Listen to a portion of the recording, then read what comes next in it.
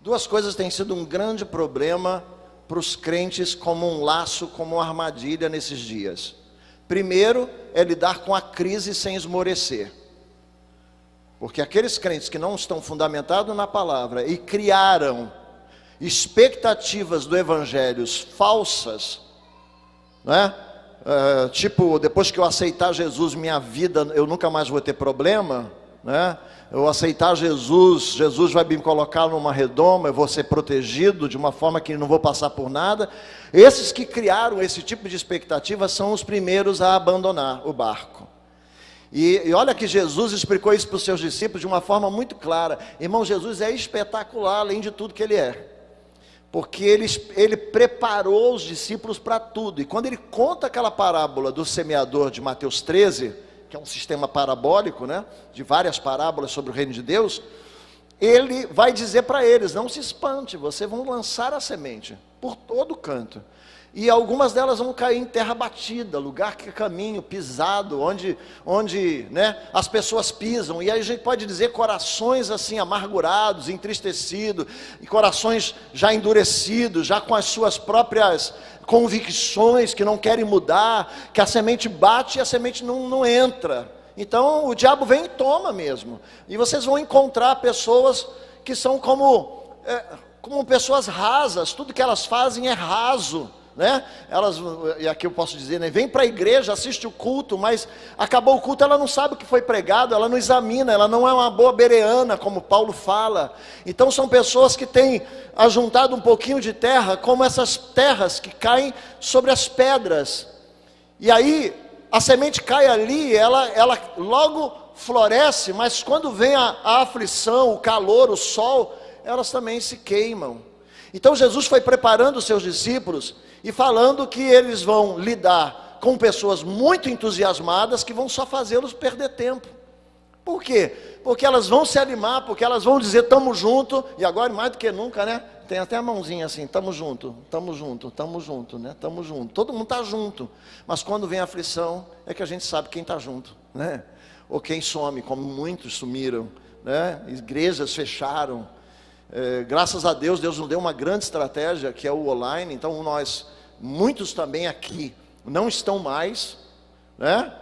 Não sabem como voltar, vão ter que fazer uma reconciliação, mas nós também recebemos muitas pessoas que nos acompanharam através das transmissões, e vieram conhecer a igreja e estão aqui. Então a igreja continua grande, continua crescendo, continua as pessoas se envolvendo, mas a questão da crise é uma armadilha para aqueles que não têm convicções, para aqueles que não estão fundamentados na palavra, aqueles que construíram sua casa, como a gente diz lá em 1 Coríntios 3, 11 ao 14, construíram sua casa com palha, com feno, com madeira, coisas de superfície, e não com profundidade, como ouro, prata e pedras preciosas. Esse é um lado, é o lado daqueles que realmente se abalam com as aflições, com as lutas. Mas tem um outro lado, que esse lado também é muito, muito complexo, que é o lado daqueles que acabam vendo triunfo, sucesso, e se deixam confundir com o sucesso. E parece que Jesus encontrou muita gente assim, gente que de alguma forma se deu bem, de alguma forma teve sua vida transformada, e elas começaram a esquecer que é Deus, e começaram a acreditar que é o porquê elas são mais inteligentes, elas são melhores, elas são mais, né, de pegar oportunidade, então elas começam a pregar a si mesmo. Você já viu gente, pastores pregando a si mesmo? Não, eu já vi muita gente. Eu já vi muita gente que até deixou de ser pastor e virou coach no púlpito, porque agora começa a ensinar você os caminhos que ele aprendeu e que ele faz, e que se você fizer não precisa nem orar. Às vezes ele encontra um versículo bíblico perdido no meio da palestra dele, para dizer que, né, olha aí como Deus está falando isso. Mas eu quero te dizer, querido, que essa autoconfiança é uma armadilha também. Por quê? Porque Cristo é o único alicerce sobre o qual nós podemos construir a nossa vida espiritual. Você pode repetir isso: Jesus é o alicerce. E quando Paulo chega em Coríntios e vê essa confusão, e qual era a confusão? É porque Paulo tinha uma forma de pregar, Apolo era um cara instruído em filosofia, um cara extraordinário, que debaixo da tutela lá de Áquila e Priscila, ele vai realmente fazer um trabalho muito lindo em Coríntios. Ele tem uma palavra, ele tem uma maneira de pregar espetacular. E também tem Pedro, né? Pedro é um termo grego, de pedra, ou pequena pedra, mas ele era conhecido como Cefas, que o seu nome em hebraico, o apelido que Jesus deu a ele, de pedra, em hebraico. Então, Cefas também de certa forma, tem os seus seguidores. Então, tem gente que segue Pedro no Instagram, tem gente que segue Paulo no Instagram, tem gente que segue Apolo no Instagram, né? Do tempo de Jesus. E aí tem uma confusão, porque os irmãos entram em contrito. Quem sabe mais, quem é melhor? E por que eles estão nesse contrito, nesse problema? Porque eles estão envolvidos numa cultura. Qual é a cultura? Uma cultura grega. E o que diz a cultura grega? Ela é meritocrata, ela é filosófica. Então, pessoas que não têm instruções filosóficas, a filosofia estava muito forte nessa época, né? As nações, os lugares por onde Alexandre helenizou, trouxe a filosofia grega, estava muito impregnado nos coríntios, e eles estavam agora não percebendo Jesus. Mas quem era mais eloquente, quem tinha mais sabedoria, quem tinha mais forma de ensinar, mais persuasão. Então, queridos, isso é uma forma muito complicada. Então, Paulo, para desfazer tudo isso, diz: olha só, nem Paulo, nem eu sou alguma coisa, nem Apolo é alguma coisa, nem Pedro é alguma coisa, porque o alicerce é Cristo, é Jesus, gente.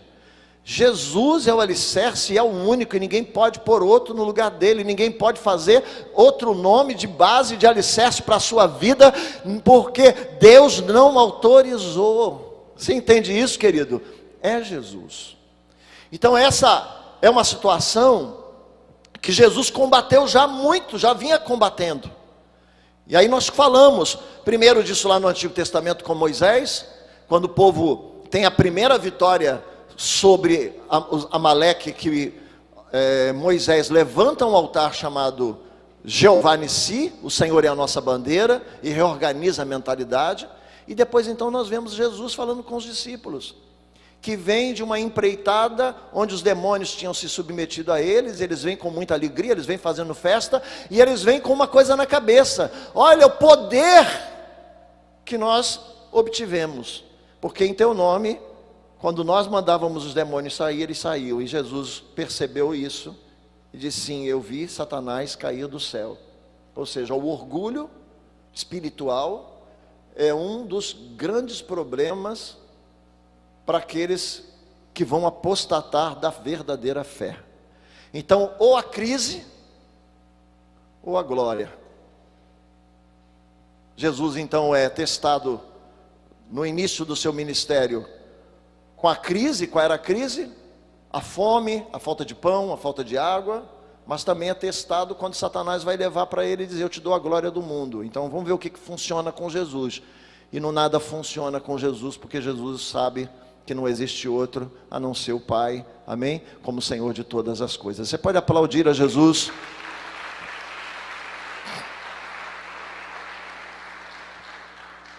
Isso precisa estar no seu coração.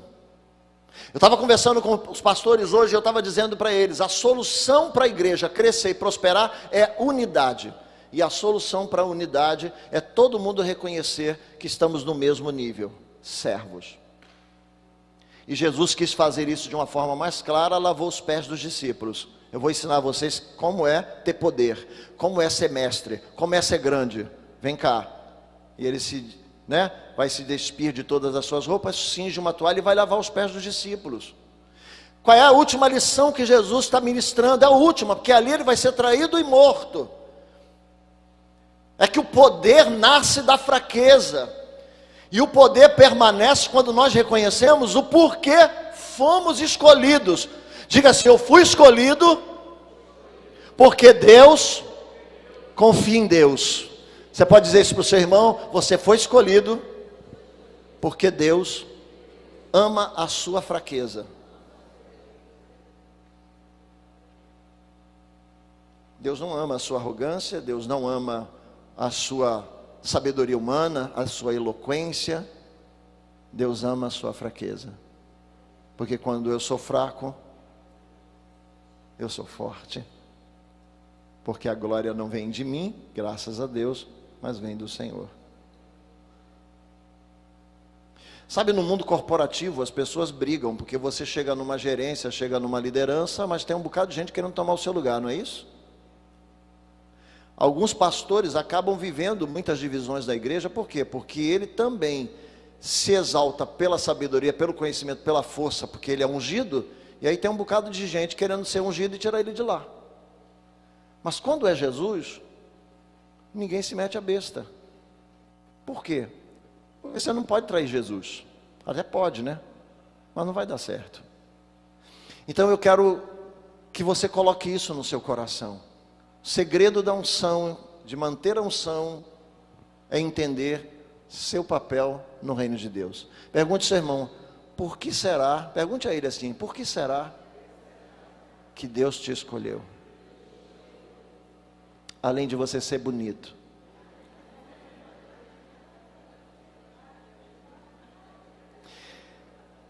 Eu adoro a expressão do apóstolo Paulo, quando ele resolve tudo isso. É lindo quando ele resolve esse negocinho com os coríntios. Oh, vocês estão aí preocupados, não é? Porque os que são, ou os que aprenderam em Paulo, estão dizendo, eu aprendi com o cara, Paulo. Aprendi com ele.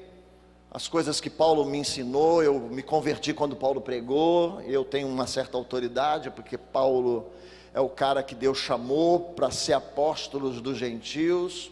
Aí o outro está brigando e disse, não, eu sou de Apolo, porque na verdade, para falar com gente da nossa gente aí, que são pessoas que estão voltadas com a sua cabeça, com a filosofia, a busca de sabedoria humana, Apolo é o cara que tem mais argumento, Apolo é o cara mais preparado. Aí vem um outro grupo e diz assim, vocês não estão com nada, porque nenhum desses dois, nem Paulo nem Apolo, tiveram com Jesus. Eu sou de Pedro, porque Pedro sentou perto de Jesus, Jesus mostrou tudo para eles. E aí Paulo entra nessa discussão, e dizendo, vocês não entenderam ainda, né? Eu vou explicar. E aí eu quero que você abra a sua Bíblia, logo no capítulo 1, que aí Paulo vai explicar para eles, e aí a gente aproveita e aprende também, né? Porque isso tem que manter o nosso coração aquecido todo o tempo. Todo o tempo. Deixa eu pegar o texto aqui, para a gente ler junto. Eu sei que eu anotei.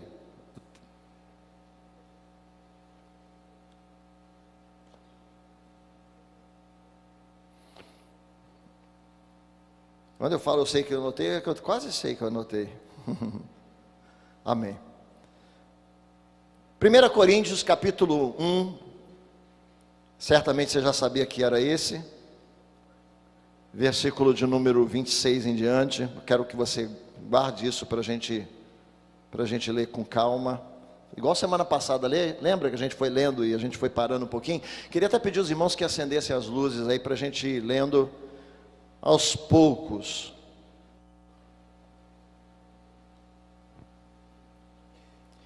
Esse texto é o grande resumo de Paulo para quebrar um pouco o espírito dos coríntios. Uma igreja cheia de dons, maravilhosa, uma igreja, né, muito forte, numa cidade comercial, de muitas passagens, de muitos estrangeiros. E Paulo começa falando a respeito de algumas verdades, ou pelo menos 3 verdades muito incômodas que eu queria ler com você. Amém? Esse é o grande conselho do apóstolo Paulo. Começando o primeiro conselho de Paulo, ele diz assim: porque vede o vosso chamado. Olha, veja como vocês foram chamados. Olha para vocês mesmos, irmãos. Que não são muitos os homens sábios segundo a carne, nem muitos poderosos, nem muitos os nobres, são chamados, mas Deus escolheu as coisas loucas. Aí, é você, louca, louco. As coisas loucas desse mundo para confundir os sábios. Deus escolheu as coisas fracas deste mundo para confundir as coisas que são poderosas. Você pode aplaudir ao Senhor, querido? Guarda aí, segura aí, agora olha para mim. Eu acho todo mundo lindo aqui, não vi nenhum feio. Hoje eu entrei aqui, também a luz apagada, não dá para ver os detalhes, né? Mas não há nada em você que te recomende a Deus. Eu vou repetir, não há nada em você, nem em mim, que nos recomende a Deus. Sabe quando você chega com um currículo numa empresa? Eu sou músico, o senhor vai estar precisando de mim aí no teu reino, que eu estou sentindo que o seu reino está meio caidinho e tal, e eu vou botar para frente que eu sou músico, ou eu sou administrador, né? Ou eu sou o cara cheio de habilidade, eu vou dar um upgrade aí no seu reino, o seu reininho está meio, né, está meio mexinho e tal, estou vendo que Satanás está levando vantagem e tal. Não tem nada que você traga do mundo para agregar ao reino de Deus que Deus não possa fazer. Eu não estou dizendo que Deus não usa as suas habilidades, eu estou dizendo que você não foi escolhido simplesmente por causa das suas habilidades. Não que Deus não tenha escolhido pessoas, mas Deus trabalhou essas pessoas e essas habilidades, mas é Ele quem escolhe. Porque Ele é Senhor e Ele tem todas as coisas. Então, seu currículo, fala para o seu irmão assim, para ele ficar chato. Olha, hoje o pastor vai botar você numa autoestima, a tua estima vai dar uma baixada de bola hoje. E eu vou aqui ajudar. Eu vou ser aquele anjo que vou ajudar. Não sei se é anjo bom, mas vou ajudar. Não tem nada em você que motivou Deus a chamar você para o ministério. A não ser, eu ia dizer a sua feiura, mas não é isso. A não ser a sua falta de habilidade. Então, o que confunde muito as pessoas? A gente tem histórias, nós temos histórias fantásticas na Bíblia. A primeira história que eu acho linda, e quem está fazendo Nova Vida, deve ser um negócio muito legal, deve ter sido muito legal, Jesus sendo procurado por Nicodemos, né? Quem está fazendo Nova Vida, ou quem já fez o Nova Vida, eu começo Nova Vida falando de Nicodemos, explicando sobre Nicodemos. Que coisa fantástica! Porque Nicodemos, irmãos, ele é um mestre da palavra, sabe? O cara que conhecia o panorama do Antigo Testamento todo, da lei. Além disso, era rico, era nobre. Além disso, tinha influência com o governo, status. Sabe, querido? Além disso, fazia parte do Supremo Tribunal Judeu. O cara era bam. E ele vai encontrar com Jesus à noite. E ele disse: olha, eu estou observando tuas andanças aí, e eu estou vendo que você tem uma forma extraordinária de ensinar, e que eu não posso dizer outra coisa, a não ser que eu estou vendo, diga comigo, estou vendo, que Deus é contigo, porque ninguém faz as coisas que tu fazes, se Deus não é contigo. Sabe qual é a resposta de Jesus para ele? Tu é um prego, nova versão Paulo Henke. Tu é um prego, tu não está vendo nada, tu é um cego. E vou te dizer que se você não nascer de novo, cara, você não vai ver nada. E aí Nicodemos fica tonto, porque ele passou a vida toda acumulando tudo isso. Agora, para ele ver de verdade, Deus quer que ele jogue tudo fora. Isso, entendeu, né? Todo esse seu currículo só atrapalha, porque você já está pré-conceituado. Você já não entra o novo, porque o velho já virou um muro. Não foi para ele que Jesus contou ou fez essa metáfora, mas ele disse assim: como pode colocar vinho novo em odres velhos? Os odres era aquela bolsa de couro, né? Você põe o vinho ali, o vinho vai fermentar e vai esticar a bolsa. Mas aí a bolsa tem elasticidade. Se você pegar aquela bolsa que esticou, depois que passou, que o vinho ficou já velho, aquela coisa toda, né, o vinho já curtiu, se eu usar ela num outro vinho novo, o que vai acontecer com ela? O vinho novo vai expandir, vai fermentar e a bolsa vai... Então ele disse: você, cara, não cabe o novo, porque tu está velho, tem que nascer de novo. Aí Jesus disse: você tem que nascer da água. Mas o que significa isso?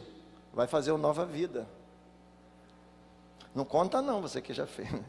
Eu vou explicar para você. Você tem que nascer da água, cara, porque água, para o judeu, naquela época principalmente, estava muito ligado à purificação. Eles lavavam as mãos, tudo era purificado, os copos eram purificados. Você tem que nascer da água. E para você entrar na água, você precisa de arrependimento. Então você vai ser purificado, mas primeiro você tem que se arrepender. E aí para você se arrepender, eita rapaz, aí para você se arrepender, primeiro precisa deixar de estar satisfeito com você mesmo. Depois que você diz: e tudo que eu sei não serve para nada, porque foi o que Paulo falou, ele diz lá aos Filipenses: olha, eu para alcançar a Cristo, eu me desfiz e perdi todas essas coisas e as considero como lixo. Depois que eu conheci a Cristo, eu vi que nada daquilo que eu tinha tem valor nenhum, porque Ele é tudo que eu preciso. Então Jesus está falando para Nicodemos, e Nicodemos vai pirar, porque ele vai dizer: mas olha, eu lutei tanto para alcançar tudo isso, olha o meu currículo. E Jesus disse: é nada, só é atrapalho. Você precisa nascer de novo. E agora você precisa nascer do arrependimento, você precisa nascer do Espírito, ou seja, você precisa receber o novo, não porque você está estudando e a sua capacidade mental vai te levar a conhecer, porque a sua capacidade mental está viciada. Você precisa de revelação que rompa esse pensar viciado. Aí o cara sai doido, disse: meu Deus, fui para lá como figurão, saí de lá como um vira-lata, um zero, e pior do que os outros que estão chegando que não sabem nada, porque os que não sabem nada dizem: a gente não sabe nada, hein, Jesus, ensina tudo. E Jesus disse: eu estou atrapalhado, porque eu já tenho coisas que eu acho que sei e não sei, e essas coisas estão atrapalhando. Quantos estão me entendendo? Então assim, é um choque. É um choque para Nicodemos chegar lá e ouvir Jesus dizer isso. É um choque para Naamã. Oh, irmãos, que coisa mais engraçada é a história de Naamã. Você lembra a história de Naamã? O cara sai da Síria, o cara sai com tesouro, com roupa, com medalha, com tudo, com carta do rei da Síria. O cara vem e diz: eu vou lá falar com o profeta. E aí ele faz um mundo, ele cria uma história para acontecer. O mundo ideal de Nicodemo, de Naamã, é assim: eu vou chegar lá, o profeta vai ficar: ele chegou, uma sumidade, perfeito, maravilhoso, não sei o que, o general Naamã vindo da Síria com carta do rei me procurar e tal. Só que para Eliseu, o currículo de Naamã, repita comigo, é nada. E aí Eliseu disse: não vou não. Tu não vai lá nem ver o homem? Vou não, manda ele mergulhar 7 vezes no Jordão e ir embora. Aí o Naamã fica revoltado. Tinha uma música antiga que o meu tio cantava, dizia assim: meu mundo caiu. Eu acho que era a música do Nicodemos: o meu mundo caiu. Eu não vou mais. Eu rio lá na minha cidade. Marcelo, tu não ri, porque tu vai dar confiança. Lá na minha cidade tem rio, Farpá. E aí ele vai dizendo dos rios que tem lá na Síria, melhor do que esse Jordão, esse rio imundo. Eu não vou. E o Eliseu disse: é problema dele. Não estou nem aí. Porque não sou eu que estou doente, né? E tudo que eu preciso, ele não tem. Que é poder, que é glória, que é unção de Deus, então é com ele. E aí você conhece a história. Mas a mais chocante, hoje eu estou atacado para contar a história, né? Eu posso parar, viu? Deixa eu ver aqui. Vou parar, a última. Mas a história mais chocante para mim é o encontro de Jesus, ou seja, é a carta de Jesus para Laodiceia. A carta de Jesus para Laodiceia, Jesus repete o que está no coração da igreja, que diz: sou rica,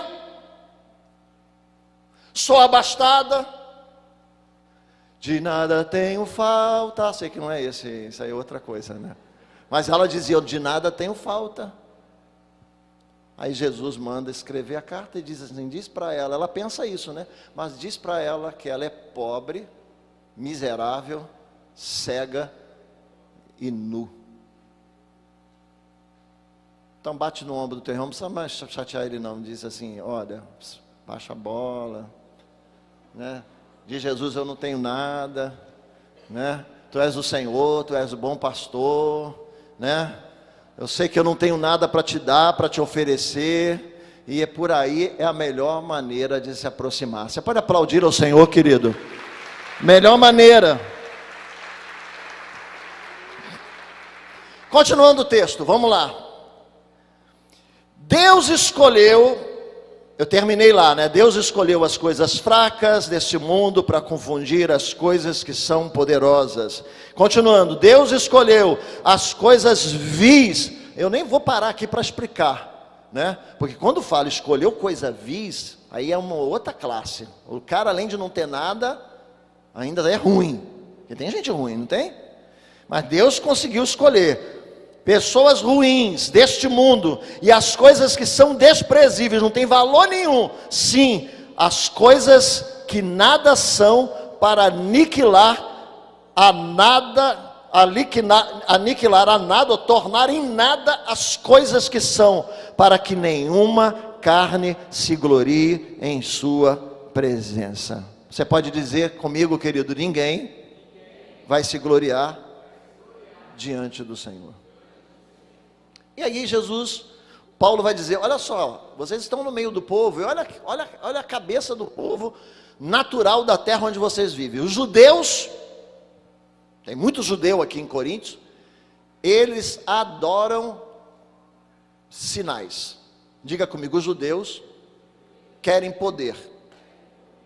Os gregos querem sofia, sabedoria, inteligência. Os romanos, riqueza, status. Todo mundo procurando isso. E Deus vai desbancar todo mundo e vai tornar a coisa muito complicada para uma viravolta. Para os judeus que querem sinal, Deus só dá um sinal: a morte de Jesus. Mas isso é sinal? É o sinal do sacrifício do Cordeiro de Deus. E eles não podem assinar porque eles querem poder, e não um sinal de morte. E para os gregos, o que Deus oferece? Diga comigo: loucura. Loucura, porque a pregação da cruz é loucura para o homem normal e poder para aqueles que recebem ao Senhor. Você pode aplaudir a Jesus, querido? E para os romanos, Deus oferece o servo sofredor. E aí Paulo está dizendo: então quero que vocês prestem atenção como vocês foram chamados. Sabe o que vocês são? Vocês são nada. Vocês nem são judeus com poder, vocês não são grego com inteligência e sabedoria humana. Paulo, irmãos, eu acho que ele estava com raiva. Vocês não têm dinheiro, não são ricos e não têm valor nenhum, não têm status. Aí, em vez de todo mundo despreza vocês, e aí Jesus disse: matéria-prima para que eu quero fazer uma grande revolução, e eles são matéria-prima. Porque eles não têm do que se vangloriar. E como é bom quando a gente serve a Deus com o que Deus faz na nossa vida. Tem gente dizendo: Senhor, em teu nome expulsei demônio. Palhaço, você não expulsou nada. O demônio fugiu por causa de Jesus. Não, mas eu dei uma olhada no demônio, eu disse: hoje vai ficar ruim para o teu lado. Eu sei, né? Mas o demônio não está nem aí para você. Você quer que eu conte mais umas 10 histórias? Eu vou contar para você, mas não dá tempo. Mas em teu nome eu fiz maravilhas. Diga comigo: palhaço. Quem faz maravilha é o Senhor. Ah, mas em teu nome expulsei demônio, fiz maravilha, curei ela. Tudo é o Senhor. Porque quem dá os dons de curar, de comunicação sobrenatural, é o Espírito Santo que age. Então você não pode chegar no céu, diga assim: eu não posso chegar no céu, levando as minhas mãos e dizendo assim: olha só o que eu fiz, porque nada disso foi você que fez. Agora você pode se apresentar diante do Senhor dizendo: olha o que me tornei, quando o Senhor começou a trabalhar na minha vida. Eu não era nada, eu não tinha nada, eu era vil, eu era louco, eu era doido, eu era desprezado, e o Senhor fez todas essas coisas na minha vida, e por elas eu tenho te honrado todos os dias. Você pode aplaudir ao Senhor, querido?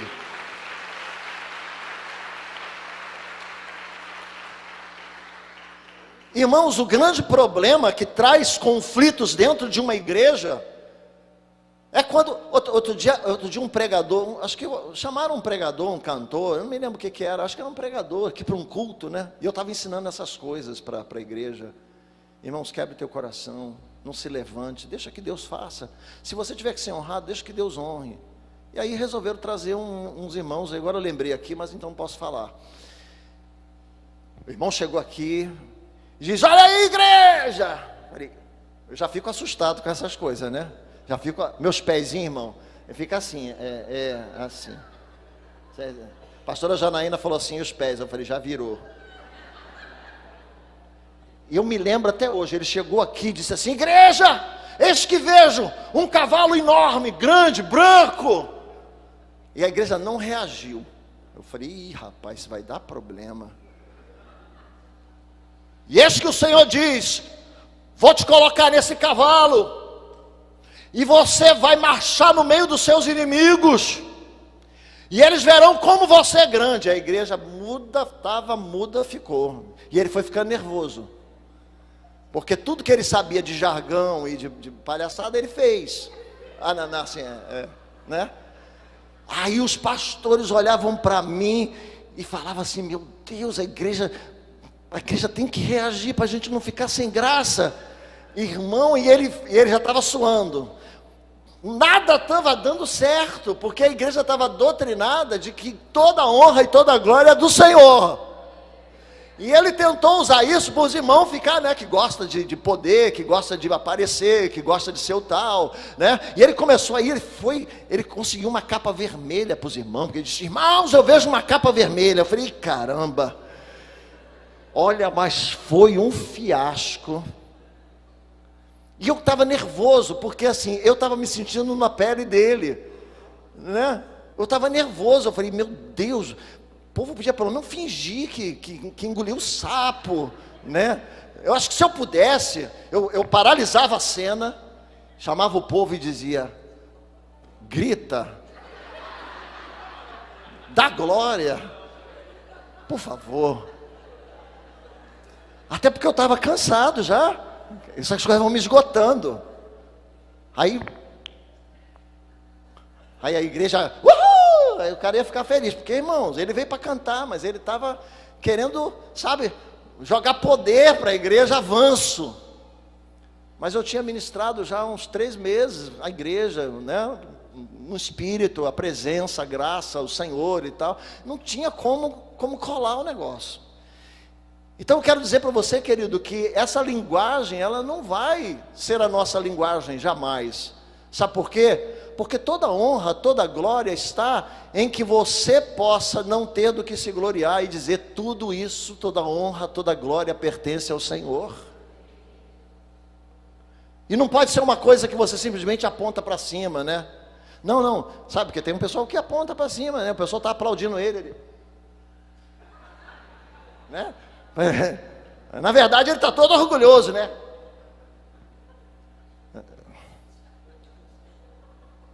Meu Deus, eu tenho que me libertar de contar história. Mas irmão, deixa para lá. Vamos seguir, né? Porque a irmã Terezinha gostava muito de levar lá para o Castelinho uns irmãos para dar testemunho. Os testemunhos e era só gente braba, traficante, matou 5, matou 6, matou 10 e tal, se converteu e tal, e a igreja enchia, né? E aí eu sentava lá atrás, irmãos, os caras passavam 1 hora falando de como mataram, fizeram ruindade, mas tu viu o brilho no olho, como eles estavam felizes, né? Eu acho que até o que eles não fizeram, eles disseram que fizeram, e a igreja espantada. No final, quando já estava terminando, quase fechando a porta, ele dizia assim: aí Jesus me salvou, irmão, amém. Mas a alegria deles toda é o passado que tinham feito, e Jesus entrou na vida, porque é exatamente ao contrário. A grande alegria e a grande vergonha está nessa cisão, quando nós encontramos Jesus e reconhecemos que Ele é o Senhor e que nós vivemos uma vida de delírio e essas coisas não cabem mais para nós. Então, como eu tenho que terminar, né? Depois de tanta história, eu quero terminar o texto com você. E eu queria que você lesse comigo aí, versículo 31 e 32, ou 29 e 32. Mas vós sois dele, diga comigo, mas vós sois dele. Mas vós sois dele em Cristo Jesus, o qual da parte de Deus nos foi feito sabedoria e justiça e santificação e redenção, para que, como está escrito, aquele que se gloria, glorie-se no Senhor. Você pode aplaudir ao Senhor, querido?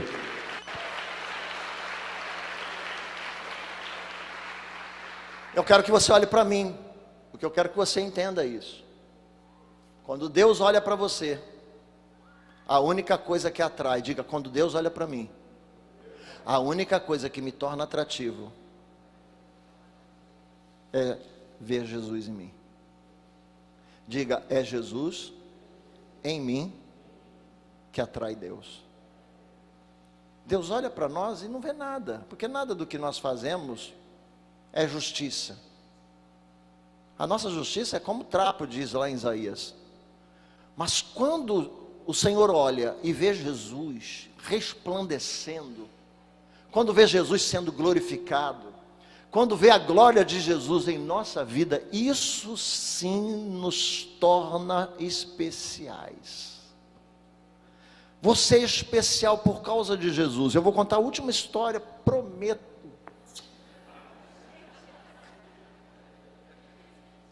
Um dia, um empresário de Londres chamou um amigo para assistir 2 pregações no tabernáculo, aliás, de Chicago, Londres não, Estados Unidos, Chicago. Pela manhã, um tremendo pregador, extremamente eloquente, e à noite Spurgeon ia pregar. E aí ele foi de manhã, e esse amigo falou para ele, disse: olha rapaz, você me trouxe aqui, eu estou impressionado com o conhecimento, com o entendimento, com a sabedoria desse pregador.